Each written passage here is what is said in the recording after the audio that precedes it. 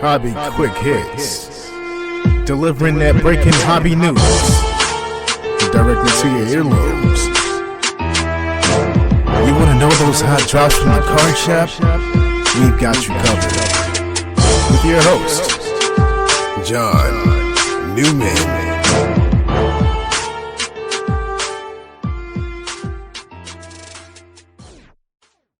All right, welcome to episode 147 of Hobby Quick Hits. As I always say, every once in a while we have a guest on the show, and this is typically not a guest show, usually just me, but today is that exception I often talk about. Got a great one for today's show. Rex Gotcher from the Sports Card Shop, one of our great sponsors of Sports Card Nation. And, you know, all the buzz is about the Topps Conference from Arizona and the news that came out of that conference. And Rex was there for the whole time. And so, you know, rather than me come on and talk about it on just reading articles and news reports, who better to have on, right? And get it from someone who was there and be accurate about it, which is something I strive to do. And Rex is a good friend of mine now. And so any opportunity I can have him on and talk about current events, we're definitely going to do that. So Rex is the guest on tonight's Hobby Quick Hits. And we're going to talk about the Topps Conference, the news, his thoughts, his opinions, and what it may mean for the future of the hobby. So we're going to get deep dive that in depthly. And but before we do that, let's hear from our great sponsors of this show, Mojo Breaks, and then we'll get the show started. MojoBreakShop.com is the best place to get your sealed wax products and brakes. They not only have the best selection, but the best prices. Whether it's a box or a whole case, they are your guys. They ship worldwide to your doorstep. Their reputation as one of the most trusted in the hobby goes unmatched. They are the 2021 Topps Rip Party Champion Breakers. From sports card to Pokemon cards, their selection can't be beat.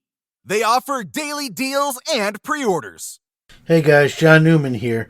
Mojo's prices are already great, but to save an additional 10% off anything in their store, use the code Quick Hits. That's QUICKHITS.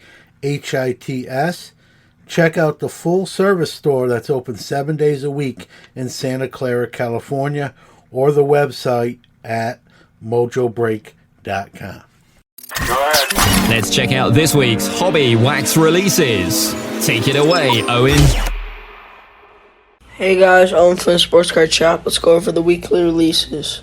On the 15th, we have Panini Donruss Elite Basketball, Panini Prism Football. On the 17th, we have Panini Donruss Choice Basketball. On the 22nd, we have Leaf Metal Draft, Baseball Hobby and Jumbo, Panini Donruss Football Factory Set, Panini Origins Basketball, Topps Chrome McDonald's All-American Basketball, Topps Chrome Label Baseball. And on the 24th, we have Panini Obsidian Football, Panini Prism Football No Huddle, and Panini Prism Premier League Soccer. Have a good day, guys. Let's go round the hobbyverse and catch up on this week's hobby news.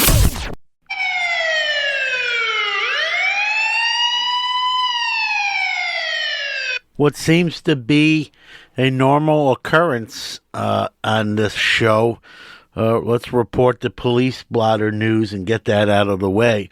Let's start out with the good news. Well, it's all good news as far as people being caught. 4 caught in Southern California, suspected of some of the robberies there of LCSs. There are 4 names. I'm not going to read them, but details are still coming in on that. But 4 arrests made there. And in Colorado, Mayo Gilbert, 82 years old, facing federal charges. He's a former private investigator, at least according to his Facebook page. And from 2015 to 2019 was selling and I'm assuming making fake cards and fake slabs to the tune of $800,000. $800,000. That's right, almost $1 million. He's being extradited to my hometown of Brooklyn, New York, to face those charges. No word on what kind of sentence he may be facing, but when you're 82 years old, any sentence could be the end. But glad they caught that gentleman. No matter how old you are, that does not give you a license to defraud and rob people, and that's exactly what Mayo was accused of doing, allegedly. PSA is going to be taking submissions in the Netherlands, in Europe, and they're doing it through Dave and Adam's Netherlands store, which I'm going to be honest with you, did not realize there was a Dave and Adam's in the Netherlands, but now you know, and I know. Bad news, if you like low submission or low seller fees, My Slabs is doubling their rates. But before you panic, their rates were probably one of the lowest in the industry at 1%. They will be now 2%. So still very good. Little poking a little fun there. All right, and our friends at Robert Edward Auctions are doing their March Encore auction. 3,400 cards set the pace. It runs to March 19th, so you got about a week left if you're listening to this on show release date. Some of the highlights of that March Encore auction include a Johnny Evers T206, but the white border, Ty Cobb, 2 T206s, both with, hard to get backs, Old Mill and Polar Bear. Some Mickey Mantles, as always. Jim Brown, rookie, graded 5.5. Ruth and Gehrig, 1933 Goudeys, and one of my favorite cards, the 1948 Leaf Jackie Robinson rookie. So head over to REA. If you're not registered. If you are registered, you have about a week left to get your bids in on some great auction items.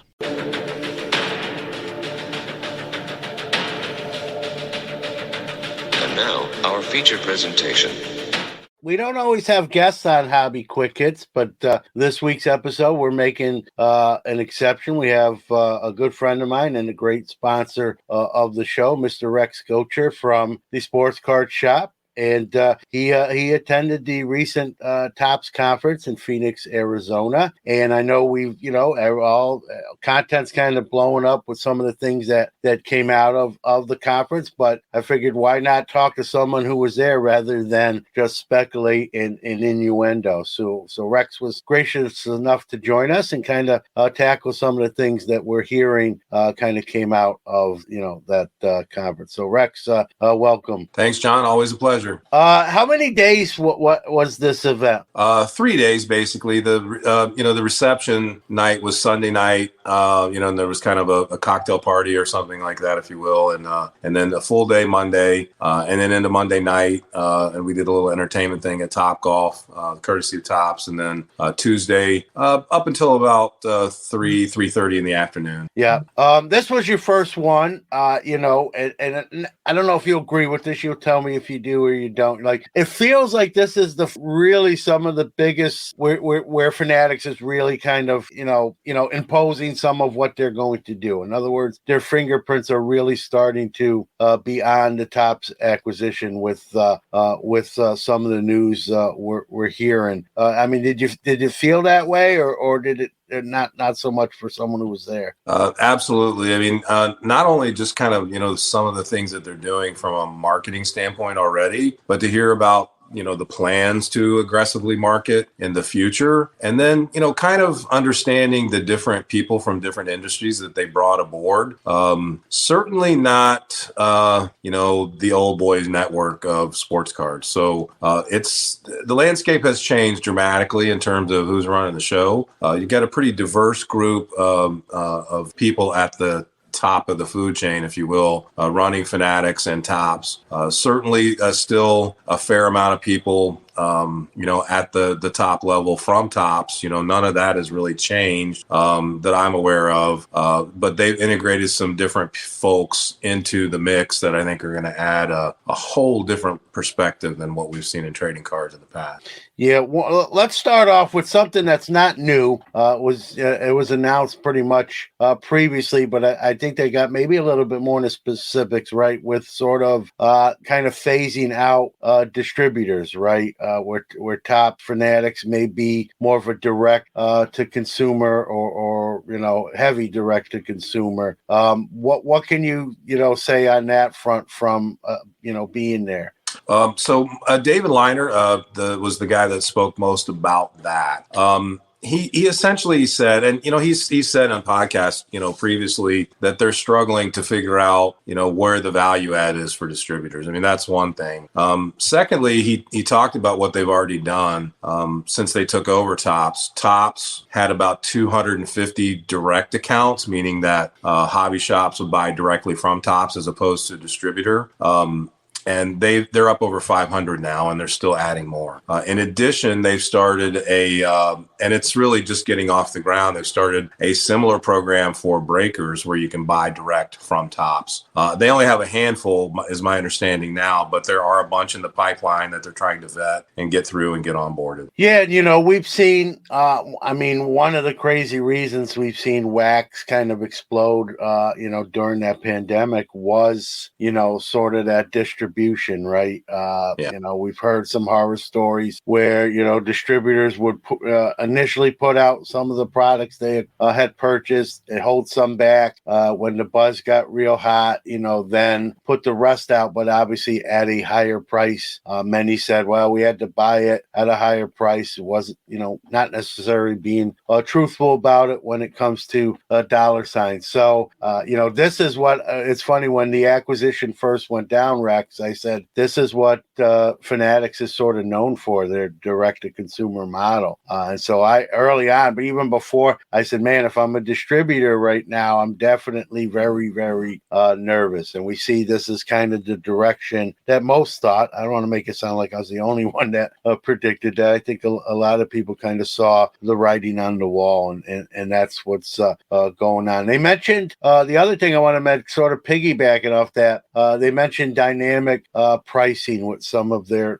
product releases. For those that maybe don't know what that entails or how that works, what was your take on how they rolled that out or described that? So first of all, on the back up for a second on the distribution thing. I think if you look at what they're doing, here's a couple interesting things. GTS is one of the distributors that they cut baseball from. And they made an actual announcement about that last year. Magazine Exchange was another one. GTS was at this conference, so not sure what they're doing there. Maybe they're trying to get back in because they're still using a couple of distributors. They didn't say for how long, but they are still there. My sense is that they kind of have to now because they are the means of distribution, a primary means of distribution for a ton of product, especially that goes out to the breakers. Because as I said, there's not a lot of breakers that are direct accounts right now. So I think they're still leaning on them there. And if you look at on the pricing side, when you think about dynamic pricing, I don't know that the distributors called it that, but it's something similar to what distributors have been doing. In other words, David, I don't have a clear picture after, and there were many questions that were asked about dynamic pricing that I don't know that I ever got a clear answer for. So my sense of it is, a shop or a breaker can buy a product at the initial launch at a particular price. And then they want to be able to replenish that merchandise for shops and or breakers that sell out of it quickly, which is not something they've been able to do to any great degree. And I think that's where dynamic pricing would come in. In other words, so your initial price will be one thing and your second buy-in price may be something else. And, that's not a lot different than what distributors have been doing. I mean, it's somewhat different, but not completely, if that's the plan.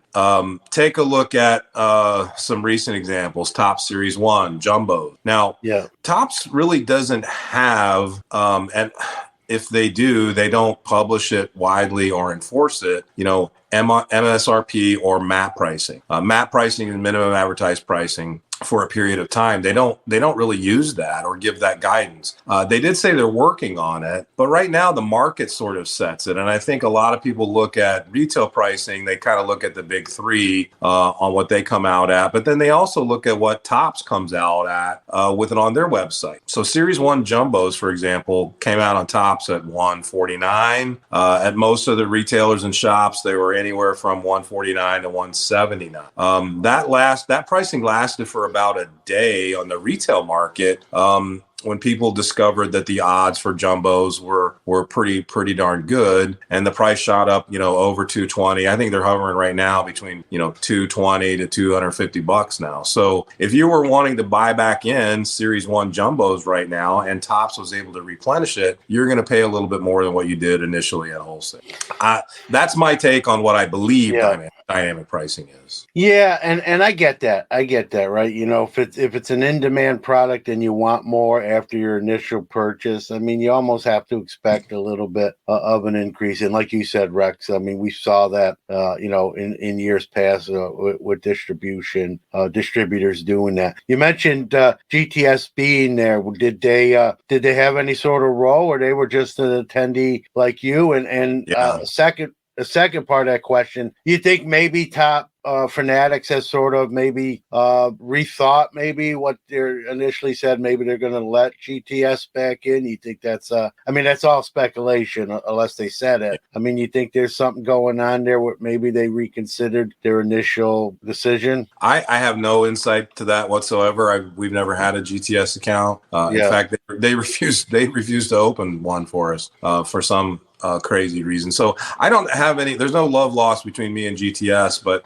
I don't have any insight into that whatsoever. I just saw a group of them at a table with their GTS distribution shirts on there. I don't know who they were, but they were there. And I don't know if they were just networking, maybe trying to get back in somehow. I don't know, but they were there. Yeah, no problem. I figured I'd ask, and I appreciate you, being honest and saying, hey, I don't know what's going on, but they were there. I don't.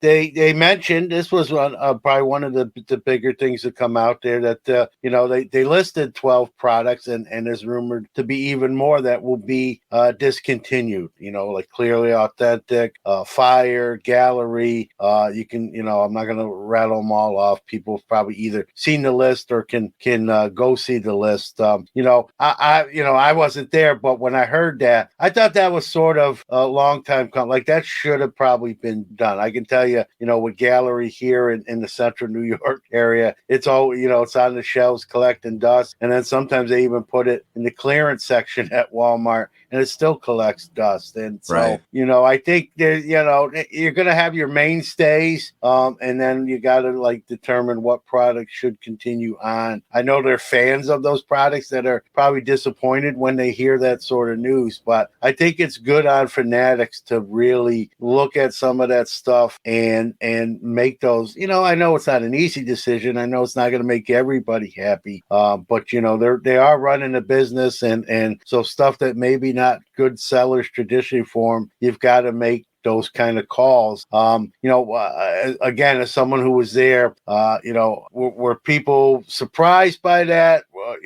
And did they mention any kind of replacement? Did they preview any kind of new products that might step in and for those products that they're discontinuing? Not really any specifics about, hey, we're doing away with this and we're going to bring this in instead. But one of the things that's key to remember is that they stress that these products are taking a break and could be reintroduced, as a set, or, I think you might see some of this maybe as an insert, occasionally into other products, perhaps. So I don't know that we're ever going to see all of these products, gone away for good. But if you think about some of these products, let's think about Opening Day, for example. That's one of them that's taking a break. That has essentially been, Series 1 cards with a different label, an Opening Day label at a cheaper price point. And it was kind of geared towards kids.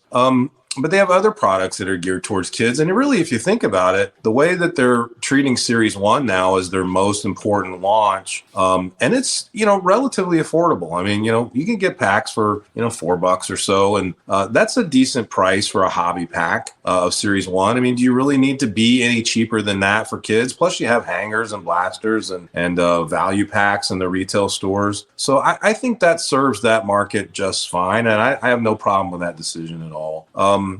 I can tell you that, so they're going to move also away from the light configurations. And I don't know if that's in every product. And if that's immediate, but I like that as well. I've always thought that light was an unfortunate name for a hobby box because it's almost a negative, if you will. I mean, it's great when you're talking about beer, because less calories or so forth. But do you really want less calories in your hobby box or less? What I mean, we know what it is because it's cheaper, but do we have to call it that? I guess. Yeah. So I don't mind that at all. There are other things, though, that they're going to expand. Now, we're talking about outside of baseball now. Yeah. There are a couple of product lines that you're going to see enhanced. One is in basketball, Overtime Elite. We saw a big presentation about Overtime Elite, and that was eye-opening to me because it's not a league that I was, I'd heard of it, but I've never watched it or followed it. Yeah. But, the numbers for Overtime Elite in terms of the fan base, on social media and even live at the games is pretty astronomical. And, a lot of this is driven by the TikTok generation, which is also an interesting insight into what's happening in the card world. If you kind of go on TikTok, you can see what's going on, which we're not active on TikTok now, but I believe we're going to have to be. Anyway, long story short is you're going to expand that product line to add a couple of additional SKUs there. They also had Athletes Unlimited, which is I don't know if you're familiar with that, but is a women's league, a couple different sports, volleyball, softball, lacrosse, I believe basketball as well. It's a very interesting league that is run completely differently than other leagues that you see. In other words, there are no coaches. Yeah. And the rules and the scoring are also, going back to this word again, dynamic, a lot different. And probably too much to elaborate on here, but if you are interested in an up-and-coming, women's professional sports, check out Athletes Unlimited because we did get a presentation from them there, and I think you'll see some stuff coming from them in addition. So those are beyond baseball, but I know that stuff's coming. Yeah, and listen, everyone knows, right? They're going to be getting that basketball and football license here in the next few years, and so you're going to see, that Top/Fanatics logo, and you can see some products that you remember kind of being brought back from the dead just with the licensing changing hands. And as you just pointed out, they're going to be doing other, we know kind of what they're definitely going to do, and then they're going to do some stuff we don't always know. And you mentioned with those particular lines, right? And right. Just one last thing with the discontinued, like I'm an acetate guy, I love acetate cards, so the clearly authentic product I liked, but it was just, I think it was done badly, right? You get one card, encased in a one touch, it's an autograph, and you watch enough of those openings, box break. Sometimes the player level's not great, and so you get some lesser named players. What I know that was one of the discontinued items. If it does get brought back, if they do decide to do that, what I'd like to see them do, Rex, with a product like that, because I think it's a beautiful card, is all right, make the one autograph card encased in the one touch, but make a second pack in that box with like 3 or 4 not autograph cards, acetate, because I think people really like the aesthetic of the card, and make it its own sort of set, not autographed as well. So you get the one autograph per box, and you get 3 other base acetates, if you will, and you can make parallels with them as well as with numbered cards and that sort of. So I'd like to see Clearly Authentic be brought back, but in that sort of form, rather than here's one card, it's boom or bust, right? You're going to get Mike Trout or Nick Senzel. Right. I think too, John. I mean, I think that that acetate look, or the clearly look, if you will, is a perfect candidate to be used as a hit in other sets as well. So that might be something that we see sooner rather than later. Yeah, I mean, that would be cool. Imagine you open, like you just said, you open a pack of a product that's not an acetate product, right? And you're sort of fanning your cards out after, and you see that, oh, I got a clear card, right? And you got something. So I love acetate cards. I remember them in the early '90s when kind of Classic first went there, and Pacific back in the day, and they always hold a soft place in my heart. So and I know we're going to get them in different forms and whatnot. They also mentioned, their biggest release in Topps history is coming. They sort of teased that without giving a lot of details. I mean, it's all speculation. What do you think? What was the buzz with that? Or even maybe other people giving their opinion. What do you think what they might be alluding to? And I wish I knew. So this was Mike Mahan that said it, and I'm paraphrasing here, but my recollection is what he said was he was talking about product and talking about product innovation and how Topps and Fanatics is dedicated to innovating products. And Michael Rubin had said that as well recently, that they were going to do so much more innovation in the next 12 months. But he said we will have in the next month the biggest product announcement in the history of trading cards, bar none. And they said, and I can't tell you what it is, but I'm telling you, it's the biggest. So that, of course, got everybody talking, and a lot of speculation about will they buy one of the other existing companies, Upper Deck or Panini? Is that part of it? I don't know. I mean, I suppose that could be part of it, but he was really more zeroed in on a particular product. So I didn't take it to mean that this was an acquisition announcement. So I really don't know exactly. One thing that is happening, Topps is putting out another basketball set, McDonald's All-Star. I forget, is it McDonald's All-American? I think is what it's called. McDonald's All-American, yep. Which they used to do, Rex, back in the day. So they're bringing it back. But go ahead. So yeah, in that set, they announced when we were there that LeBron James' son, will be in that set and have autographs. So the next leap was that, Topps is going to somehow either take over the LeBron, contract from Upper Deck, or maybe buy Upper Deck, and they will now have LeBron autographs because there's some talk out there about how after he retires, he won't be part of the retired players union. So there wouldn't necessarily be trading cards of his outside of Upper Deck. So we all know that he's expressed an interest to play with his son. So whoever drafts Bronny is going to end up getting LeBron in free agency. So there's speculation about that happening since Bronny is already with Topps now in autographs, that maybe LeBron will somehow in the future be part of that too. So that's one of the things that's being tossed around. So many other things. I struggle to understand, what it could be, unless it's, there's no other major sports league that they haven't tackled. So it has to be something involving a particular player, I think. Yeah, that would be huge news. If they can, obtain LeBron James and exclusivity there, and then listen, well, we could do a whole show on how good Bronny James actually is, but with that name, right, he carries clout. Those autographs are going to be in demand and not cheap to obtain if you don't actually pull one out of a pack you open. And so there's going to be buzz even just on the sun level with Bronny James, and then if you add Dad in there, and it obviously multiplies exponentially. So it definitely is an interesting storyline, as you just pointed out, to sort of follow and see where the trail winds up leading to. They talked about some other things with new inserts and parallels and new things they're going to do. They've already announced they're going to have sort of their own live channel. You mentioned to me too that they've they pointed out it's not just going to be about breaking. It's going to be other content. It's coming out that, game use stuff is going to have a provenance that it's going to actually be from an event or something on the field rather than, hey, throw this jersey on. Okay, take it back off and let's cut that up and say you wore it. There's going to be more, actual in-play stuff with game use products. I think that sort of hurt the hobby, is that going away from that. We've seen other companies sort of get known for that, if you will. Just on those few things.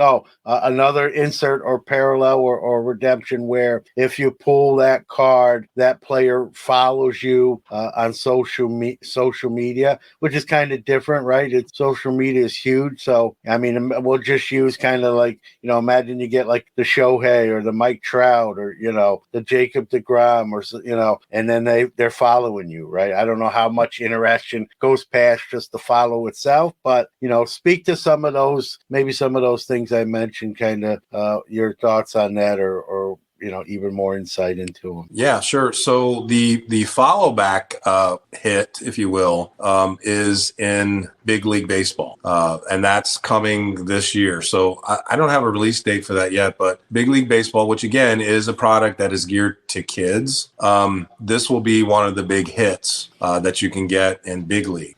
Big League, of course, as we know, is very affordable and it is geared towards kids.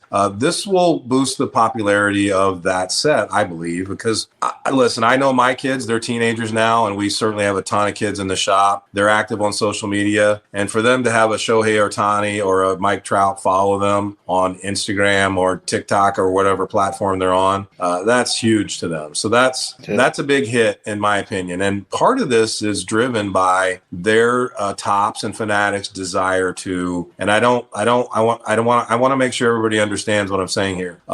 To eliminate redemptions completely. So their stated goal is that they want to eliminate all redemptions eventually, because and again, Mike Mahan's words, it is a terrible collector experience. So they're all about the collector experience. They talked about the importance of that one-on-one interaction in a hobby shop with a collector and a hobby shop worker or owner, and how important those relationships are, and how that's the best collector experience that you could possibly hope for. I would also say that extends to card shows and certain dealers and so forth too. I think that one-on-one is critical to the health of the hobby long term. So wherever that happens, at shows, at shops, at trade nights, etc., I don't think you'll ever fully be able to replace that with a live selling platform or a breaking or something like that. Although those are extremely important and a big part of the business, the one-on-one interaction is important. So that is an extension of that fan interaction. The other thing they talked about, and this is also on the marketing side, is they're going to relentlessly market this stuff. So they want, and they are engaging the athletes much more in the products. So the relics that some of the different relics you're going to see that you mentioned, game used, will be important moments in a player's career. So first hit, first home run, they're going to take, they're going to take first base, chop it up, and put it in cards. A pitcher's first strikeout, they're going to take the ball, they're going to chop it up and put it in cards. So these will be game used, very specific game used relics that will replace a lot of the stuff we're seeing now in autographs, that have to be redemptions. So autographs are not going away, but they are going to utilize these things more so in the effort to eliminate redemptions. But all that stuff I think is pretty neat, and especially for collectors. If you like relics, you gotta like game used, specific game used, as opposed to this is not associated with any blah blah blah blah blah. Right? Yeah. Yeah, those are bad.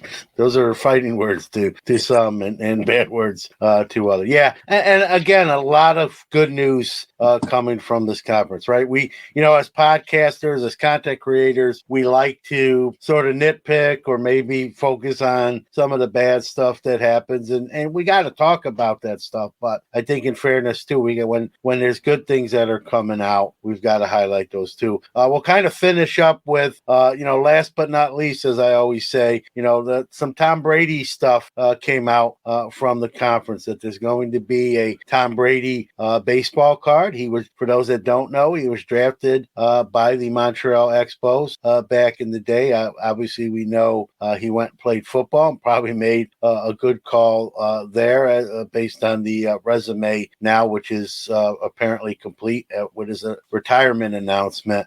Just speak to what they said pertaining to Tom Brady, what product, what we're going to see with Tom Brady baseball card. So I believe that is part of a set or a subset. I'm not clear on, whether it's going to be an entire set, how it will be released, if it's, online only. I don't have any of those details, but it's going to be called something along the lines of draft picks that never were. And this, I believe, will be Bowman draft picks that never were. So Tom Brady, I think John Elway was mentioned, and there are others too. There are other Topps cards out there that, there's a Russell Wilson Topps card out there, baseball card, of course. There's plenty of Michael Jordan baseball cards out there. Yeah. Because he actually did play in the minors for a while. I don't remember if there's Tebow cards or not. I don't. Do you have any baseball Tebow cards? I think right? He's in Bowman. There you go. So he was in that. And so it'd be players, I think, along those lines. I don't know. I don't have a complete or comprehensive list, but it'll be that. The other neat thing that I think they're doing is, and pardon me because I can't remember exactly what it's called, but it's going to be retired players, and this will be in Bowman. First Bowman cards. And these will be very rare, from my understanding. First Bowmans of players that never were in Bowman. So Babe Ruth, Ty Cobb, guys like that. Even maybe up to and including like a Ricky Henderson, or I don't think Ricky was ever in a Bowman, right? Griffey had a Bowman, right? Griffey had a first Bowman. Yeah, Griffey 89. Henderson, I think Henderson's in a Bowman, but but there are guys like if you end, Bowman was brought back in 1989. So the guys that fell, from 88 to 50, in the 50s, you didn't get to be on a Bowman card. So so they never had first Bowmans or first Bowman. Homes or something. So, and I believe for those who are still living, there would be first Bowman Chrome autos where they can get them for those players. So that was all, pretty interesting stuff from a product standpoint. There's also the one that's being bandied about a lot, I know, on social media now, are the frozen fractors. So I won't dig too deep into that. I mean, people have different opinions on what they think of that, but that will be out there as well. Aside from the product stuff, John, I thought some of the most interesting stuff was the marketing. The marketing that they did for Series 1, which of course is an extremely important release for them, was pretty huge. I mean, they're treating this, the box, if you will, they want to make the box of Series 1 and the player on Series 1 as important and talked about in the sports world as the cover of, Madden. So that they specifically referenced that. And, there's probably no reason why it shouldn't be or it couldn't if it's marketed properly. So if you followed Topps, you saw the J-Rod show, and that's still ongoing, on social media. There's still a lot going on with that. Beyond that, they had a group of players when that product launched, hit their social media channels and, with a campaign of, hey, did you get my card, in Series 1. So I haven't seen any of those. That's probably because I'm not following the right players, but I am interested to take a look at those. That's something that we don't really see a lot. I think you're going to see a lot more player engagement in the marketing of the cards because they have a vested interest to do so now because of Fanatics. Yeah, like I said on the podcast, Rex, the players actually have a seat at the table now. Like you just said, they have a vested interest. And anytime you have a vested interest in something, you obviously want it to succeed rather than not. And so I think you're going to see, like you pointed out, I think you're going to see more interactiveness beyond the player level with products. And I don't care what anyone thinks, right? That's nothing but a good thing, right? You bet. years in the past, right? The players didn't even necessarily pose for a lot of the shots were just inaction shots. They weren't really involved, and sometimes the first time they even seen a card was when someone handed it to them to get signed. Oh, that's kind of cool. I haven't seen this. So now they're a little more involved. They take a personal interest, and I think that because of Fanatics' relationships with players, you mentioned how they sort of want to phase out redemptions at least as much as they can. Now with those players' vested interest, right? It might be, it might be easier to avoid redemption when you have those relationships with the players. Hey, this is a company you own part of. We need these 100 cards, these 1,000 cards signed ASAP, and then get them back to us, please. That's what they, or they can even go to the where the player plays, and maybe even on an off day or something, and say, listen, just sign these as quick as you can. We won't bug you after that, and so we can see less redemptions. We all know the headache that redemption. Not only do you have to wait, sometimes that wait is very, very long, and sometimes you don't even. In the end, you just get something instead would replace. Right. Did I lose you So there, John? I want to listen. I know you're in the store, the sports card shop, New Buffalo, Michigan. Little plug for you there. You're getting ready to sort of open the doors and let folks in to enjoy the hobby, purchase some stuff. I appreciate you sharing your time in Arizona and some of the information. Right. I figured let's go right to rather than just me talk about it, who wasn't there, have you on and share, some of the great information that came out of that. So I appreciate it as always. Yeah. Yep. Thank you. Just a couple of quick last thoughts on this, John. Wrap up. Go ahead. A couple things I want to make sure that get out to people. As far if you're in the industry, in the sports card industry, this Topps Industry Conference is a great value and a great use of your time on many levels. So not only was it informative and also allows you access to the execs of Topps and Fanatics to speak to them face to face, which is a great opportunity if you're in the business. But it was also a lot of fun. We got to meet Corbin Carroll. We got some cards signed from him and also Joey Votto, card signed from him, plus a little kind of a swag box. So great value. And then the last thing I would say is David Liner was very clear about, they're developing standards and practices for everybody that's involved in the hobby, from breakers and hobby shops. So they're going to be holding those players to a specific standard. And along those lines, one thing that I heard about, kind of after the conference, a new hire that was brought on that was actually there is a former FBI agent that was involved in fraud cases for the FBI. And he's been brought on by Fanatics and Topps to ensure that there are no shenanigans going on kind of inside of Topps. And David was very clear. He said, before any of this starts getting bantied about, let me be very clear to you guys. We don't know where the hits are. We don't know where they're going. We don't know which boxes they're in. We don't know which, distributor's getting them. We don't know which shop is getting them. He was very clear about it. So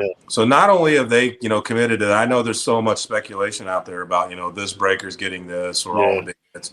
They were very clear that that's not happening. And now they brought somebody on to make sure that there's no possibility of that occurring inside their facilities. So good on them for that. Yeah. So Topps Fanatics has their own internal affairs program now. So, but it's good. It's good that they're being proactive and all right, Rex. Well, I appreciate it, man. I'm going to let you, unlock the doors and have at it. But again, I appreciate you, everything you've done for all our shows here and spending some time with us today as well. Thanks. Anytime, Rex. John. We appreciate it. Thank you. All right. Take care. Have a great day. You too.